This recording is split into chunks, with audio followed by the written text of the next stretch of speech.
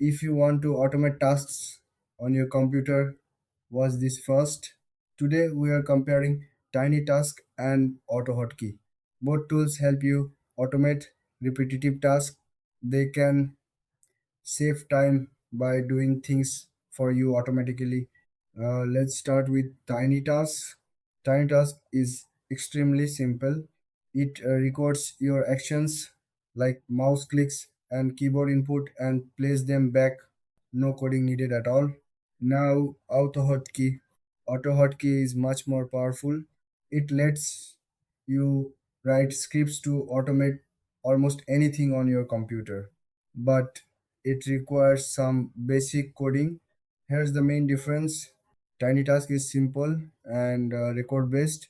AutoHotkey is powerful and script based. Looking at features, TinyTask just records and replays actions. AutoHotkey can create hotkeys, automate apps, remap keys, and build complex workflows. In terms of ease of use, TinyTask is super easy. Anyone can use it. AutoHotkey has a learning curve but offers much more control. Now, use cases. TinyTask is great for simple, repetitive actions. AutoHotkey is better for advanced automation and customization. Now, pricing. Both tools are free to use.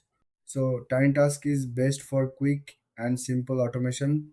AutoHotkey is best for powerful and flexible automation. So, which one should you choose? Choose TinyTask if you want something super easy with no coding. Choose AutoHotkey if you want full control and advanced automation. Both are useful, it depends on your needs. Thanks for watching. Don't forget to like and subscribe.